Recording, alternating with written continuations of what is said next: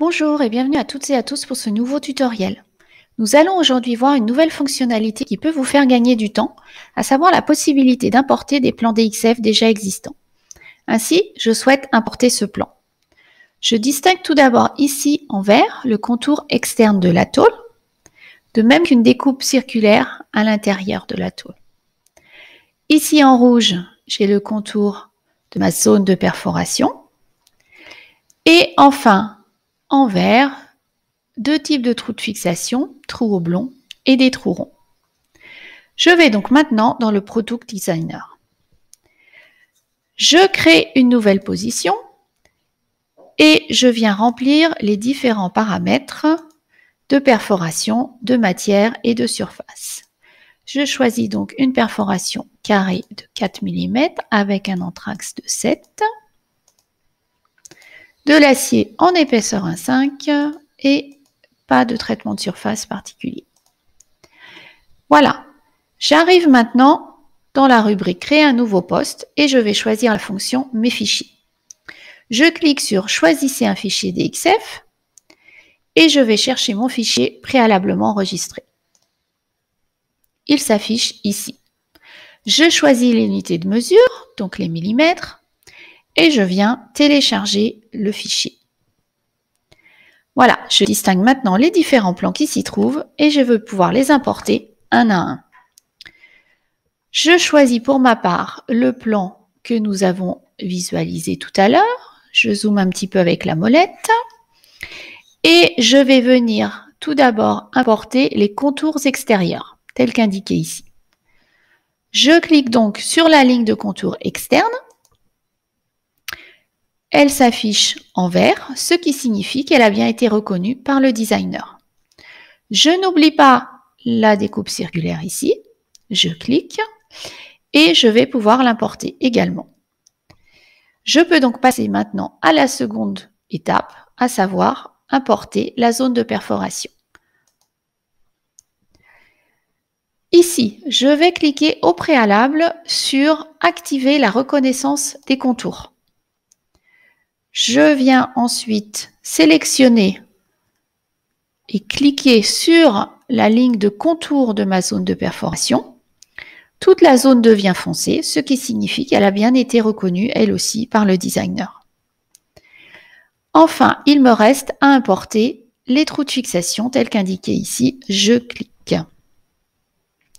Pour les trous de fixation, je dois commencer par sélectionner le type de trou à importer, ce que je vais faire ici. J'ai donc ici des trous oblongs, des trous ronds, donc je vais commencer par les trous oblongs.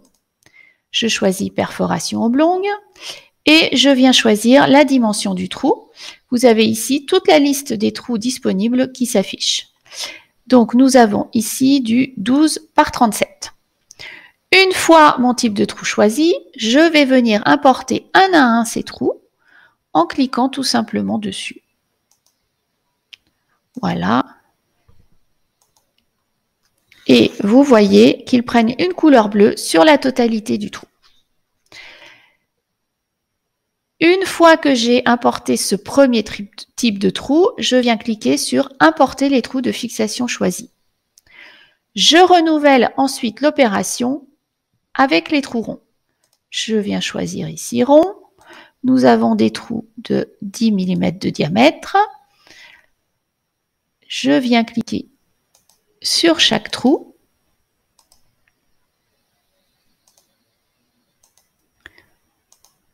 Et j'importe les trous de fixation choisis.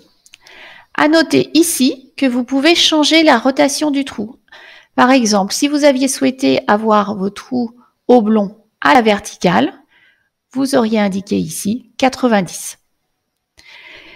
Voilà, j'en ai fini maintenant avec l'importation des différents éléments. Je peux maintenant cliquer sur Importer et fermer l'assistant pour visualiser la tôle dans le Product Designer.